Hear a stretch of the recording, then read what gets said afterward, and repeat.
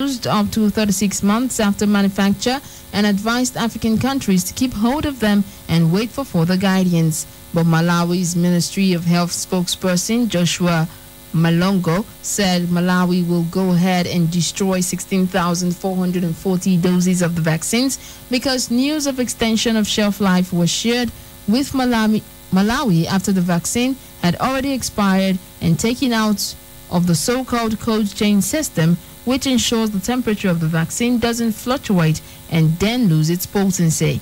He further said the other reason for destroying the expired vaccines is most people were hesitant to get vaccines they thought had expired, so destroying them will restore people's confidence. French energy giant Total has suspended operations at a site exploring a major gas field in northern Mozambique weeks after Islamist militants attacked a nearby town. The company said it was withdrawing all its staff because of the evolving security situation. Last year, Total began to develop a $20 billion gas liquefaction plant, which, when complete, will be the second largest gas reserve in Africa. According to reports, the four-year insurgency in Cabo Delgado region of Mozambique has left more than 2,500 people dead and 700,000 displaced since the insurgency began in 2017.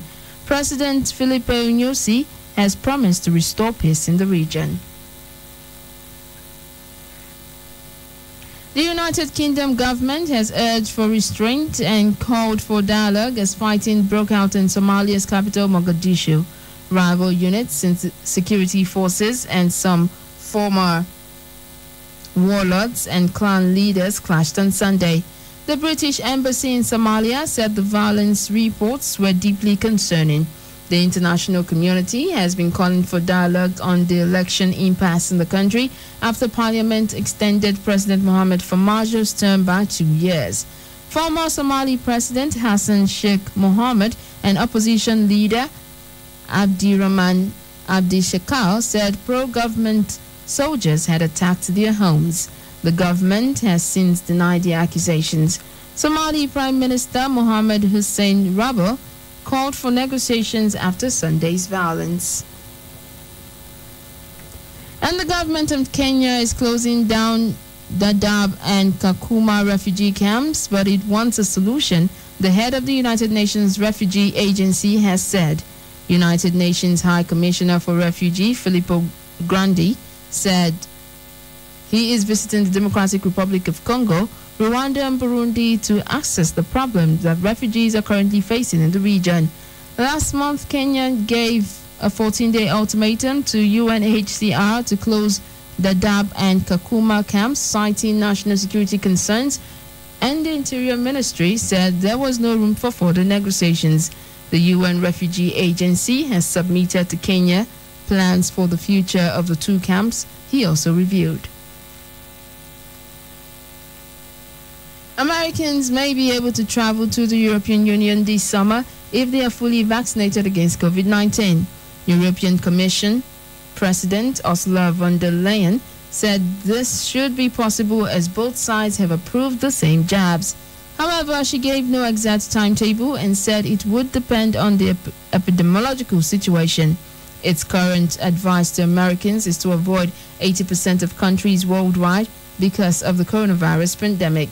Vaccination programs are proceeding swiftly in the US and UK, and the EU's target for the summer remains a minimum of 70% of the entire adult population receiving at least one dose. The United States is on target for 70% of adults by the middle of June, while the United Kingdom total is already at 65% for at least one dose.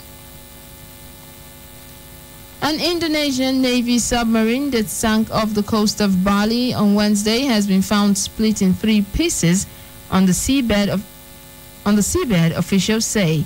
All the vessel's 53 crew have been confirmed dead.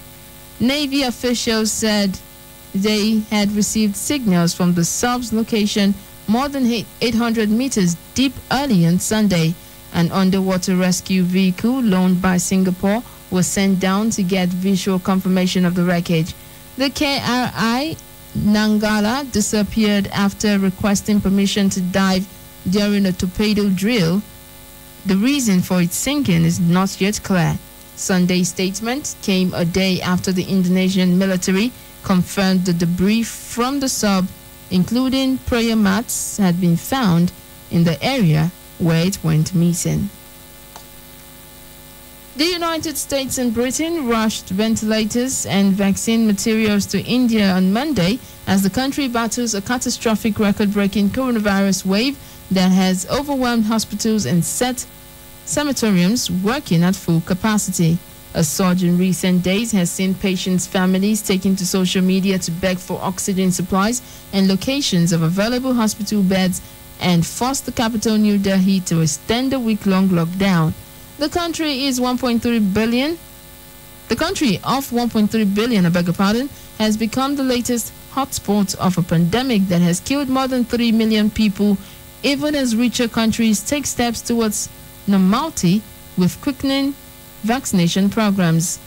France, Germany, and Canada have also pledged support to India, which has driven increase in global case numbers in recent days, recording 352,991 new infections and 2,812 deaths on Monday, its highest totals since the start of the pandemic. And that's KUFM's news around the world. But before we go, a quick recap of the headlines.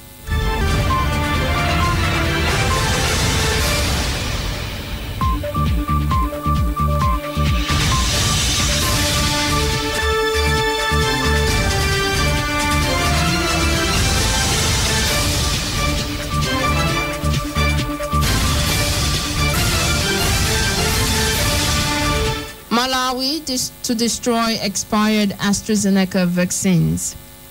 United Kingdom calls for restraint amid violence in Somalia.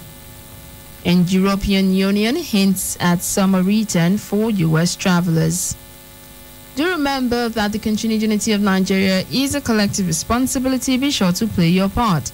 Do not forget you can listen to us anywhere in the world by visiting our website at www.kufm.net or download our mobile app from the Google Play Store. We're also on YouTube at KUFM Nigeria. KUFM's News Around the World was produced by Nusahai Uwadiai. I am Omoyok Baidis, and thanks for listening. Good afternoon.